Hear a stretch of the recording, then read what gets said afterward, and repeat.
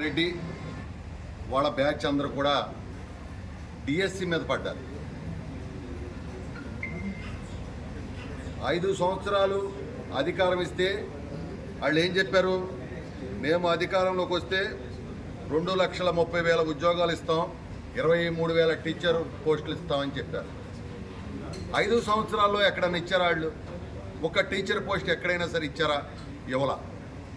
గతంలో కూడా ఒకసారి మనం చూసుకున్నట్టయితే 14-19 మధ్య కూడా ఆ రోజున నారా చంద్రబాబు నాయుడు గారు ముఖ్యమంత్రి ఉండగా 18,000 టీచర్ పోస్టులు ఇచ్చాం.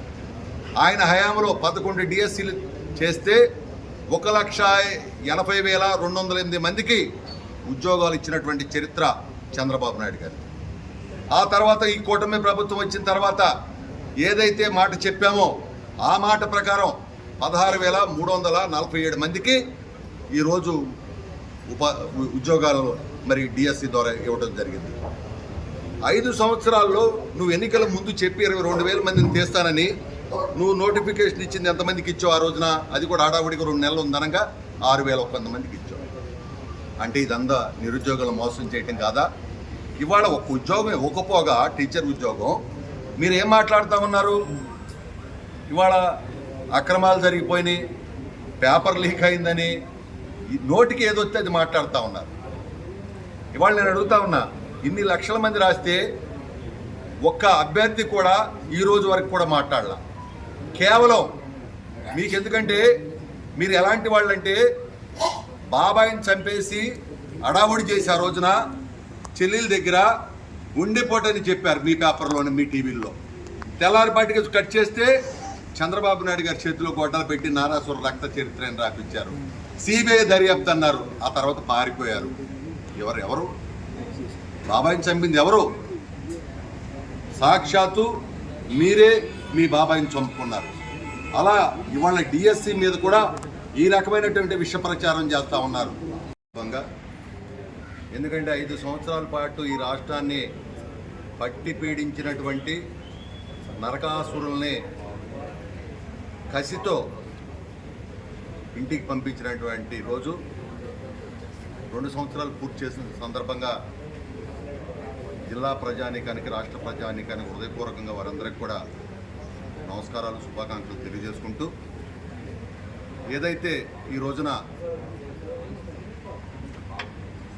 సర్ర అనేటువంటి ప్రోగ్రాం ఏదైతే ఉందో 22 సంవత్సరాలు 25 సంవత్సరాలకు ఒకసారి ఈ ఓటర్ లిస్ట్ మొత్తం కూడా రద్దు చేసి రివిజన్ జరిగేటువంటి కార్యక్రమం ఈరోజు ఈ దేశంలో జరుగుతూ ఉంది. అందులో భాగంగా ఈ రాష్ట్రంలో, జిల్లాలో కూడా అన్ని చోట్ల జరుగుతూ ఉంది. ఈ యొక్క కార్యక్రమం గురించి ఇప్పటికే మేము బూత్ లెవెల్లో ఏజెంట్స్ని పెట్టి వాళ్ళందరితో కూడా మ్యాపింగ్ చేస్తూ ఉన్నాం. అంటే ఎవరెవరు ఇక్కడ ఉన్నారు, ఎవరు ఓట్లు ఉండి, ఎందుకంటే గత వైసీపీ ప్రభుత్వం వీళ్ళతో చాలా జాగ్రత్తగా ఉండాలి. గతంలో కూడా అంతే, కొన్ని వేల ఓట్లు, లక్షల ఓట్లు తీశారు. దాని మీద చాలా పెద్ద ఎత్తున ఆ రోజు మేము పోరాటం చేసాం. మేమైతే ఒకటే మనస్ఫూర్తిగా చెబుతున్నాం, గ్రామాల్లో ఉన్న వాళ్ళకి ఖచ్చితంగా చేయండి, ఎవరైనా పర్లేదని చెప్పాం. ఈ విధంగా దాన్ని చాలా పట్టుదలతో ఈ యొక్క కార్యక్రమాన్ని ముందుకు తీసుకెళ్తున్నాం. ఎందుకంటే ఓటు మన హక్కు, ఆ హక్కు ఉంటేనే మనం ఎన్నికలకు వెళ్తాం. అలాంటి హక్కును వినియోగించుకోవాలంటే మరి పూర్తి స్థాయిలో ఉన్నటువంటి ఏజెంట్లు అందరూ కూడా పనిచేయాలని చెప్పి ఇప్పటికే మా గౌరవ ముఖ్యమంత్రి గారు వారు పిలిపివ్వడం జరిగింది, సమావేశం కూడా నిర్వహించడం జరిగిందని చెప్పి తెలియజేస్తా ఉన్నాను. మీద కానివ్వండి, మా నాయకుడు మా మంత్రివర్యులు కొల్లు రవీంద్ర గారి మీద కానివ్వండి, అంటే ఒక తండ్రి వారసుడిగా వచ్చే కొడుకుకి రాజకీయ భవిష్యత్తు కానివ్వండి, ఆర్థిక భవిష్యత్తు కానివ్వండి, వ్యాపార భవిష్యత్తు కానివ్వండి ఇచ్చేటప్పుడు తన కొడుకు భవిష్యత్తు బాగుండాలని కోరుకుంటారు. కానీ అంటే పాము తన పిల్లలను తానే తిన్న విధంగా తను రాజకీయంగా చేసిన పాపాలకు తన కుటుంబాన్ని, తన కొడుకుని బలి చేస్తూ ఈ నాయకుడు తన కొడుకు రాజకీయ భవిష్యత్తుని తనే మింగేశాడు. ఎందుకంటే గత 3 పర్యాయాల ఎమ్మెల్యేగా, మంత్రిగా ఆయన పనిచేస్తూ చేసిన పాపాలు ఈరోజు మచిలీపట్నం ప్రజలు గమనిస్తూనే ఉన్నారు.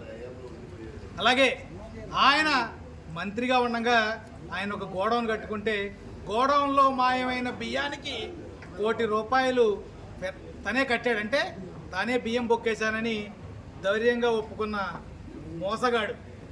అటువంటి వ్యక్తి ఈరోజు మాట్లాడుతూ ఉంటే దెయ్యాలు వేదాలు వల్లించిన చందంగా కనపడతా ఉంది ఆయన మాట్లాడే ఏ మాట అయినా కూడా.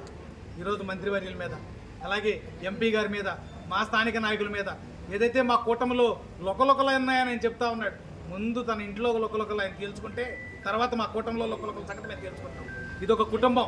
ఈరోజు మా నాయకుడు చంద్రబాబు నాయుడు గారు కానివ్వండి, పవన్ కళ్యాణ్ గారు కానివ్వండి, అలాగే మాధవ్ గారు కానివ్వండి, మేమంతా మాట్లాడేది మేము 15 ఏళ్ళు కలిసి నడుస్తూ ఉన్నాం, మేము కలిసే పాలిస్తాం ఈ రాష్ట్రాన్ని చెప్తా ఉన్న పరిస్థితి. ఈరోజు నాయకులంతా కూడా, ఈరోజు రామకృష్ణ గారు పొద్దున్న లెగిస్తే మా మంత్రి గారితో కలిసే ఉంటారు, అలాగే బీజేపీ నాయకులు తెలుగుదేశం పార్టీతో కలిసే ఉంటారు. వీళ్ళు ఎన్ని పెట్టినా ఎన్ని చేయాలనుకున్నా కూడా ఈరోజు వాళ్ళు దండం పెడితే కాదు, పొర్లు దండాలు పెట్టినా మరొక్కసారి వైసీపీని గెలిపించే పరిస్థితిలో అందరం అనుకుంటాం. కానీ మాకు కూడా పని ఒత్తిడి వల్ల కానీ కొన్ని ఇబ్బందుల వల్ల మేము కరెక్ట్గా టైంకి మేము పెట్టలేకపోయాం. ఏదేమైనప్పటికీ ఈ రోజైనా సరే మీరు రోజు వినయం నేను మాట్లాడుకుంటుంటేవాడు కాదు, రేపు అనేవాడిని, మళ్ళీ ఆయన రేపు చేసేవాడు, ఎల్లుండి అనేవాడిని. ఏదేమైనప్పటికీ కూడా ఈరోజు మీతో కలవడం చాలా సంతోషం, ఆనందంగా ఉంది. ఈనాటి కార్యక్రమం ఉన్నటువంటి నాకు మంచి మిత్రులు, పార్టీ పరంగా కాకుండా మేము ఇక్కడ ఎలమంచిలి బాబురాయన్ ప్రసాద్ గారితో ఉద్యమాలు చేయడానికి వచ్చినప్పుడు ఈయన దగ్గర భోజనాలు ఆర్డర్ ఇచ్చి మా రామకృష్ణ అనే దగ్గర చక్కగా అక్కడే తిని అక్కడే కలిసి వెళ్తూ ఉండేవాళ్ళం.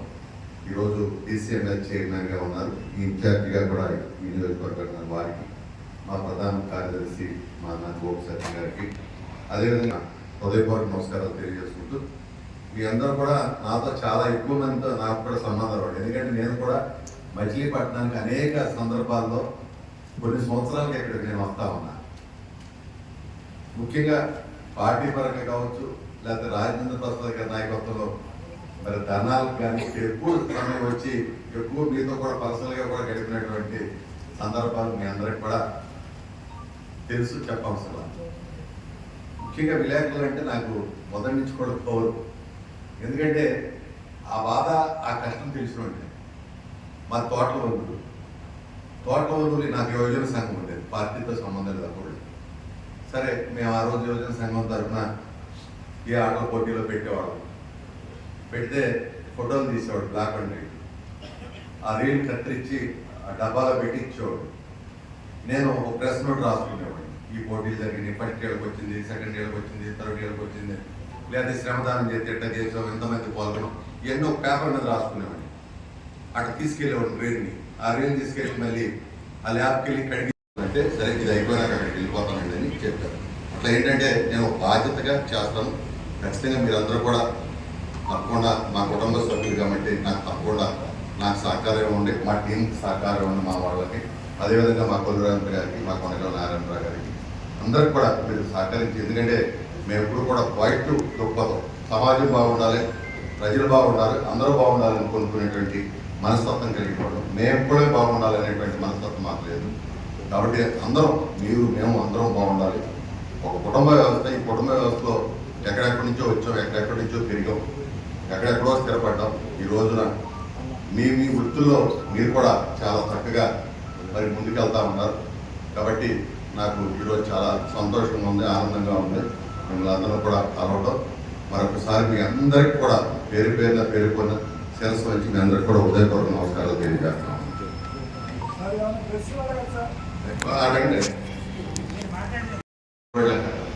ఈ టీవీ దీంట్లో పనిచేస్తా ఉన్నారు కోఆర్డినేటర్గా. ఆ తర్వాత భాషా గారు ఈనాడుకు ఉండేవాళ్ళు, వాళ్ళందరికీ నేను ఇచ్చి మళ్ళీ వాళ్ళందరికీ చెప్పి వాళ్ళు మళ్ళీ రాసేదాకుండి అవన్నీ తీసుకెళ్ళి ఒకసారి బస్సులో కూడా మేమే, లేదంటే నేను మీకు ఎందుకు కోరుకుంటు నువ్వు వెళ్ళి నేను ఇచ్చేస్తానంటూ ఉన్నాడు సాంబశ్వరరావు గారు. నేను ఇస్తాను, నీకు ఎందుకు వెళ్ళిపోవాలంటే ఒకసారి అట్లా వచ్చి ఆ వార్త మళ్ళీ పొద్దున్నే చూసుకుంటే కనుల పండగ. దాంట్లో ఉన్న తృప్తి ఎప్పుడు కూడా పొందేవాడు కదా, అంత సంతోషం అనిపించేది. కానీ కాలం మారింది, కాలంతో పాటు మీడియాలో కూడా అనేక మార్పులు చేరుకోవచ్చు. ఏమైనప్పటికీ కూడా పేపర్ అనేది, పెన్ అనేది శాశ్వతం. ఇందాక చెప్పారు గన్ను కంటే పెన్ను ఇదని. గన్ను విధ్వంసం చూస్తే పెన్ను దాన్ని సరి చేయడానికి ఉంటుంది. అదేవిధంగా ఒక మనిషి ప్రాణం తీస్తే ఒక మనిషి ప్రాణం నిలబెట్టగలదు పెన్ను. అట్లా కాలంకు ఉండేటువంటి పవర్ అపారమైంది. ఆ విధంగా మీ అందరితో ఈ రోజున ప్రశాంతంగా భోజనం చేయాలి, అందరం కలవాలి అని ఎప్పటి నుంచో అనుకున్నాం. ఈరోజు ఆ కళను మీరందరూ కూడా మరి నెరవేర్చారు ఖచ్చితంగా. ఎందుకంటే నేను కూడా చాలా చిన్న కుటుంబం నుంచి, ఒక గీత కార్మికుల కుటుంబం నుంచి, కూలి పని చేసుకునేటువంటి మా తల్లిదండ్రులు ఆ కుటుంబం నుంచి వచ్చిన వాడిని. ఈరోజు కూడా మా స్థితి అట్లాగే ఉంది, కానీ ఈ 40 ఏళ్ళు నా స్థితి ఏం పెరగలేదు. చాలామంది అప్పుడప్పుడు కొంతమంది ఇక్కడ ఎంక్వైరీలు చేస్తా ఉన్నారు ఈ మధ్యన. సంతోషం, నాకేం ఇబ్బంది కూడా లేదు. ఎందుకంటే నేను ఇట్లా హ్యాపీగా ఉండాలని కోరుకుంటున్నాను. సరే మా పిల్లలు ఎట్లుంటారు నాకు అనవసరం. నేనైతే నా వరకు నేనైతే ప్రశాంతంగా ఇట్లా, ఎందుకంటే కష్టపడాలి ఒకే పార్టీలో. చంద్రబాబు నాయుడు గారు నాకు ఈ స్థితి ఇచ్చారు. నేనేదో మంత్రి అవ్వాలనే అవ్వాలని, ఎమ్మెల్యే అవ్వాలని నాకైతే పెద్ద కోరిక లేదు. ఆయన ఏ పని, ఈరోజు నాకు ఒక పని అప్పు చెప్పాడు జిల్లాలో, ఆ పని చేస్తా. ఇంకో రోజు ఇంకో పని అప్పు చెప్తే ఆ పని చేస్తా. అది నేను ఒక బాధ్యతగా స్వీకరిస్తాను తప్పితే అది నాకేదో మెడల్ వచ్చింది లేకపోతే నాకు పదవి వచ్చిందని మాత్రం నేను ఏ రోజు అనుకున్నాను. సపోర్ట్ చెప్పడం లేదా ఆగిని అందరినీ కూడా వారు చాలా చక్కటి నిర్ణయం తీసుకున్నందుకు మరొకసారి వారిని నిర్వాహకులందరూ కూడా అభినందిస్తూ మేమంతా సెలవు తీసుకున్నాం. జై హింద్.